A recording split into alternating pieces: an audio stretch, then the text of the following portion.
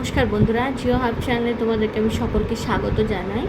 আজকে আমি যে বিষয় নিয়ে আলোচনা করব দেখো, সেটা হলো সামাজিক বনসৃজন এবং কৃষি বনসৃজন, যেটা জিওগ্রাফির একটা গুরুত্বপূর্ণ পাঠ। মানে অরণ্য নিয়ে আমরা পড়াশোনা করেই থাকি। তো এটা হলো যে অরণ্য সংরক্ষণের প্রসিডিওর একটা খুবই গুরুত্বপূর্ণ বা পরিবেশ রক্ষার্থে এটা বিশেষ ভূমিকা পালন করে থাকে। আমরা কি করে থাকি, পরিবেশ রক্ষার্থে গাছ লাগাতে বলা হয়, বা এই গাছ লাগানোর একটা উল্লেখযোগ্য প্রক্রিয়া হচ্ছে বনসৃজন।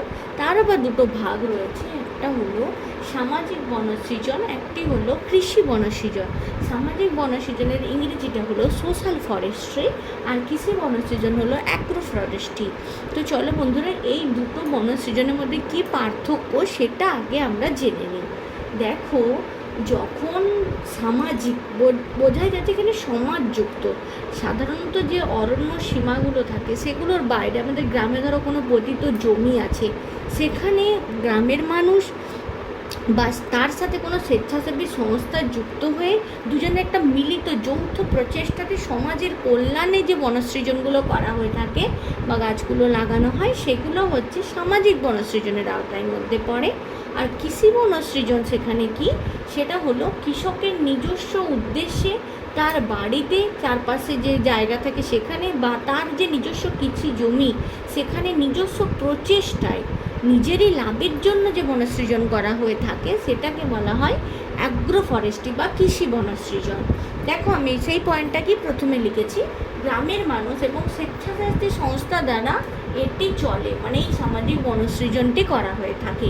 আর কৃষি বনসৃজনের মাধ্যমে কি হয়, কৃষকের নিজস্ব উদ্যোগ থাকে এখানে। দু নম্বরে কী হয়, দেখো, সমাজের কাজে লাগে, মানে গ্রামের মানুষের এই যে সামাজিক বনসৃজন, গ্রামের মানুষের কিন্তু বিভিন্ন রকম চাহিদা মেটাতে থাকে। গ্রামের মানুষ এখান থেকে বিভিন্ন উপজাত দ্রব্য, জ্বালানি কাঠ, ফল মূল পাতা এগুলো কিন্তু পেয়ে থাকে।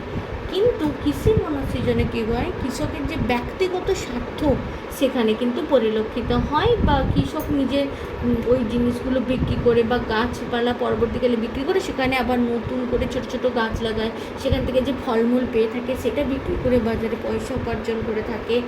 এই বিষয়টা হয়ে গেছে, অর্থাৎ তার ব্যক্তিগত স্বার্থ এখানে কাজে লাগে, সমাজের লোক কিন্তু সেটাকে ব্যবহার করতে পারছে না। 3 নম্বর যে পয়েন্টের কথা আসি, দেখো, এই যে সামাজিক বনসৃজন মূলত কিন্তু কোনো সরকারি জমি বা পতিত জমির উপরে কিন্তু করা হয়ে থাকে।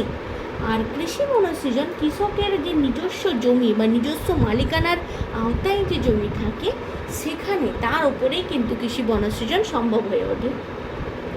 4 নম্বরে দেখো যার কথায় আসি, সেটা হলো এই যে সামাজিক বনসৃজন যেখানে করা হয়ে থাকে সেখানে জমির আয়তনটা কিন্তু অনেকটা বড়, বা পতিত জমি বলো বা কোনো মানে পড়ে থাকা জায়গা, সেই যে এরিয়াটা কিন্তু অনেকটাই বড় হয়ে থাকে। কিন্তু কৃষি বনসৃজনে আমরা জানি এখনকার দিনে কৃষি জমির জোতগুলোর আয়তন অনেকটাই কমে গেছে। সো তাই বলা হচ্ছে জমির আয়তনটা কিন্তু এখানে কম, এই যে কৃষি বনসৃজনে জমির আয়তনটা কিন্তু খুবই কম থাকছে। আর এই যে সামাজিক বনসৃজন সেখানে মূলত কী কী আমরা গাছ লাগাই, এটা সাধারণত সবাই দেখে থাকি যে কোনো ধরো ক্লাব আছে, সেই ক্লাবের সামনে একটা পতিত জায়গা আছে, সেখানে আমরা কী দেখতে ইউক্যালিপটাস, আকাশমণি, নিম, বাবুল বা করমচা গাছ এগুলো কিন্তু আমরা দেখতে পাই। আর কৃষি বনসৃজনে সেখানে কি হয়, দেখো, এখানে এই যে সোনাঝুরি বলো, ইউক্যালিপটাস, আকাশমণি সেই গাছগুলো তো থেকেই থাকে, উপরন্তু এক্সট্রা লাভের জন্য সেটা কী করে থাকে, সেখানে কলা, লেবু, কুল, কাঁঠাল, আম, জাম, নারকেল এই গাছগুলো কিন্তু লাগানো হয়ে থাকে। দেখো, এখানে আমি লিখেছি। এছাড়াও কিন্তু এখনকার দিন দেখা যায় কিছু কিছু ভেষজ চাষ করা হয়ে থাকছে, বাসক, নয়নতারা, তুলসী এগুলো কিন্তু বাজারে চড়া দামে বিক্রি হয়।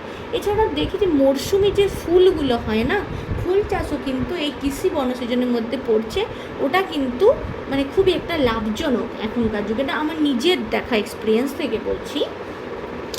তো সামাজিক বনসৃজন, কৃষি বনসৃজন দুটো বিষয় আমি দেখে নিলাম। সামাজিক বনসৃজনের লাভ তো হয়েই থাকে, সেটা সমাজের কাজে লাগে, সবাই ব্যবহার করতে পারে, কিন্তু কৃষি জমির যে মানে ব্যাপকতাটা সেটা কিন্তু অনেকটাই কম, কৃষকের নিজস্ব উদ্দেশ্যে নিজস্ব চাহিদা মেটাতে এটা কিন্তু করা হয়ে থাকছে। সুতরাং এটা আমরা সুন্দর করে একটা ছকের মাধ্যমে তোমাদেরকে ইজিলি বোঝানোর চেষ্টা করলাম। আশা করি তোমরা বুঝতে পেরেছো। কোনো অসুবিধা থাকলে কমেন্টে অবশ্যই জানিও। আর এরকম সুন্দর সুন্দর আর কি ভিডিও তোমরা পেতে চাও আমাকে অবশ্যই তোমরা কমেন্ট করো। আর ভালো লাগলে চ্যানেলটাকে সাবস্ক্রাইব করে নিও। এরকম নতুন নতুন অনেক ভিডিওই আমি তোমাদের কাছে পৌঁছে দেবো।